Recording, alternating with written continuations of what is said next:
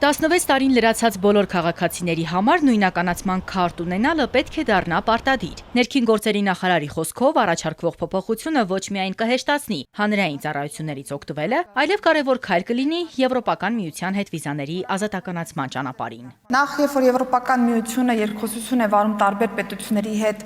այս թեմայով, պիտի վստահ լինի, որ ցանկացած շարժ վերահսկելի է եւ անձը հաստատող փաստաթղթերն իրականում հավաստում են այն անձի ինքնությունը։ Սա ըստ թույլ է տալու մեզ ավելի սինխրոն աշխատել Եվրոպական միության հետ, անձի ինքնության հավաստումը ավելի ճշգրիտ իրականացնել եւ ավելի հուսալի գործընկեր լինել Եվրոպական միության համար։ Որն է տարբերությունը նախկինում տրամադրված կենսաչափական անձնագրերի եւ սպասվող նոր սերնդի փաստաթղթերի միջև։ Նախարարն ասում է, նախկինում տրվող անձնագրերը կենսաչափական են եղել միայն անվանապես։ Այո, մենք անունով ունեցել ենք բիոմետրիկ համակարգ, որտեղ որ այո նշանը կտեսնեք փաստաթղթի վրա, բայց այն որևէ աղերս չունի կենսաչափական համակարգի հետ։ Մենք փաստացի տարիներ շարունակ Հայաստանի Հանրապետության քաղաքացիներին տրամադրել ենք պարզապես անունով դեկլարատիվ բիոմետրիկ անձնագրեր, որոնք որ որևէ ձևով ICAO-ի ստանդարտներին չեն համապատասխանել այս առումով, բայց ես ուզում եմ վստահեցնել, որ մեր քաղաքացին, երբ որ 2026 թվականի աշնանը կշոշափի նույնիսկ վիզուալ տարբերակով նոր կենսաչափական անձնագրերը, կնկատի, որ այն որևէ ձևով չի համադրվում իր ունեցած նախկինում թերևս անվանումով հայտնի բիոմետրիկ փաստաթղթի հետ։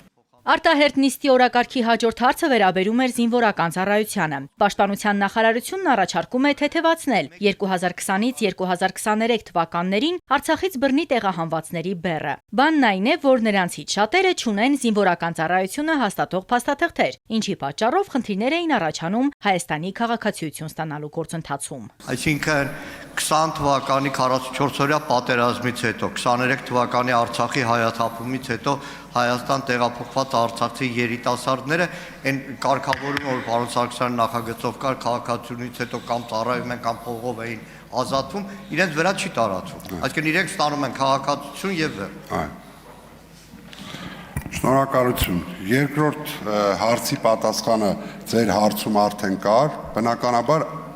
այստեղ ձևակերպվելու է, որ սույն հոդվածի դրույթները չեն տարածվում 20 թվականի, 23 թվականի այդ ռազմական գործողությունների հետևանքով Լեռնային Ղարաբաղից բռնի տեղահանված անձանց վրա։ Բնականաբար խնդիրներ է ծագում։